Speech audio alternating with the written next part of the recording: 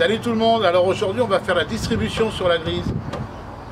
Et donc vous avez bien aimé le démontage de la boîte de vitesse, de la dépose de la boîte de vitesse pour l'embrayage. Vous avez bien aimé la vidéo pour changer le pignon de 5e. Beaucoup moins sur le remontage de la boîte, mais c'est un peu normal. Là on va faire la distribution. Alors on va vous faire voir pour les novices, hein, les mécaniciens, vous passez votre chemin. On va faire voir pour les novices les précautions à prendre et surtout ne pas se planter pour faire une distribution sur une voiture. Ça marche? Allez, à tout à l'heure. Alors, déjà il faut une pompe à eau avec son joint, ça c'est important. Alors il y a deux types de joints, soit papier comme ça, soit métallique.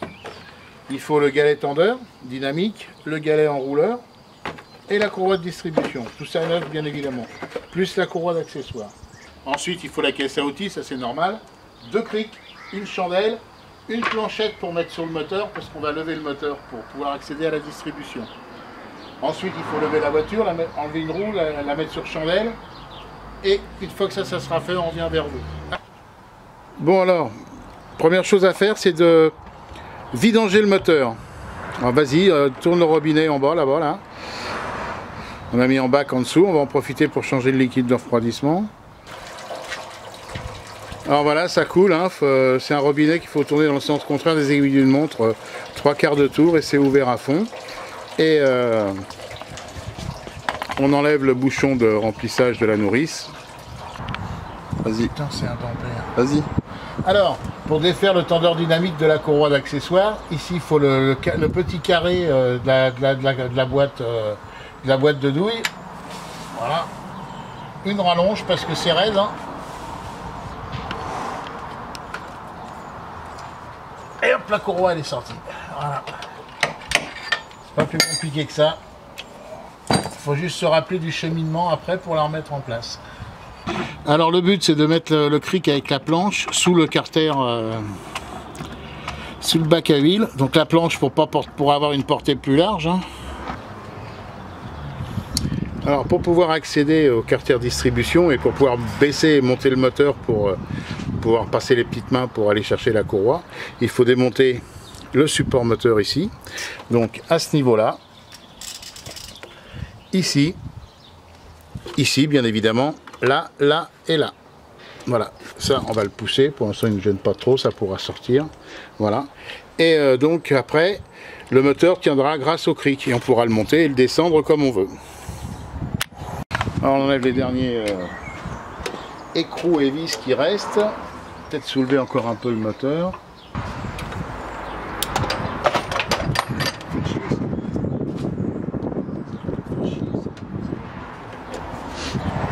Bien sûr la vis, c'est un écrou qui est dessus. On laisse-le comme ça. C'est bon, elle est desserrée là, un bon coup. On va essayer de relever le moteur encore. Elle est desserrée, ça a du jeu ça, tes mains? Oui, ça a du jeu. Bon, si ça a du jeu, c'est enlève tes mains. Alors pour déposer le carter distribution, il faut démonter cette vis là, enlever cet écrou là, la petite vis Torx qu'il y a ici, et celle-là, ça va permettre d'enlever ce carter là, de mettre en position de calage avec le pigeage qu'il y a ici là sur le dampère. Donc on va tourner, et que ça corresponde avec les poulies d'arbre à cam là-haut. Un coup de clé à choc pour descendre, on repositionnera le moyeu après, et on pourra tomber la courroie de distribution une fois que tout sera pigé. Alors pour enlever le dampère, il faut, sur ce modèle là, il faut la clé à choc avec la douille de 22. J'ai pris soin d'enlever la pige pour pas casser le repérage. Donc une fois qu'on a enlevé le dampère, il faut enlever les deux vis là. Il faut sortir le carter. Il faut dévisser le galet tendeur là pour le détendre. Sortir la courroie, enlever le galet tendeur, démonter le galet enrouleur et après on verra pour la pompe à eau. On va faire un peu de théorie avant de remonter la courroie. Alors, il y a des choses qui sont importantes dans une courroie de distribution. C'est le point des arbres, les axes d'arbre à cam et l'axe du vilebrequin. Cette distance-là, celle-là, elle peut varier en fonction des différents usinages et tout. C'est comme sur une chaîne de vélo, une courroie de distribution, en fonction du sens de rotation, il y a un brin tendu et un brin mou. Là, le moteur tournant dans ce sens-là, le brin tendu, il est ici, puisque c'est lui qui tire sur les deux pignons d'arbre à cam, la résistance, elle est là. Et donc, quand on remonte une courroie, il faut faire bien attention que ce brin-là, et celui-là soit bien, n'aille pas de jeu. Sinon on va se décaler soit ici, soit ici. Ensuite ici il y a le bras mou sur lequel vient se mettre le galet tendeur. Alors le galet tendeur, toujours dans le sens de l'enroulement, jamais dans l'autre sens, toujours dans le sens de l'enroulement. Et la pompe à eau. La pompe à eau, comme elle subit ici sur ce modèle là, il faut changer la pompe à eau à chaque fois, sinon elle risque de fuir après. Voilà, c'est ce que l'on va faire. Donc le brin tendu, et vous verrez quand on va monter la courroie sur la voiture, on va bien faire attention au brin tendu, bien positionner la courroie, bien faire attention au point de calage, aux piges de calage. Voilà, allez c'est parti. Alors là on met la pompe à eau neuve, en faisant attention bien de ne pas mettre le joint de côté, mais de toute façon avec les vis il se centre tout seul. Voilà, et il n'y a plus que les vis à mettre et à serrer. Alors montage du galet enrouleur, le galet tendeur c'est le gris qu'on voit là, lui il a été changé, serré aux coupes. Voilà. Là, tu l'appliques juste de manière à ce qu'il tourne sur son axe, le galet. Qu'il puisse sur l'excentrique. Voilà, on va préparer la courroie de distribution maintenant. Voilà, tu mets le carter distribution, en bas le petit carter. Tu vois comme ça. Voilà, tu mets les vis. Voilà, ça suffit. Donc on va mettre le dentaire.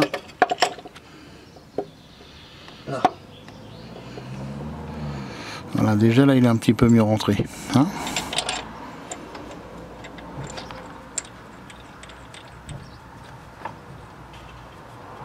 donc la courroie elle est bien en place, les piges sont bien en place.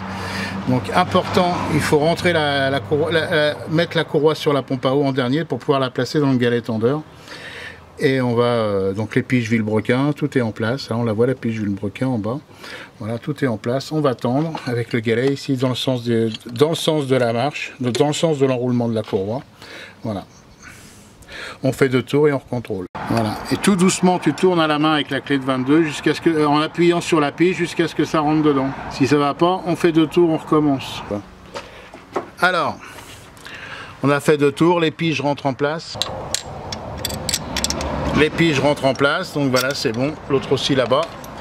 Donc voilà, c'est fait. Il n'y a plus qu'à comment dirais-je, le galet tendeur est serré au couple. Voilà, il n'y a plus qu'à remettre les carters distribution et mettre le feu dedans, de l'eau et mettre du liquide de refroidissement et mettre le feu dedans. Voilà, voilà, voilà.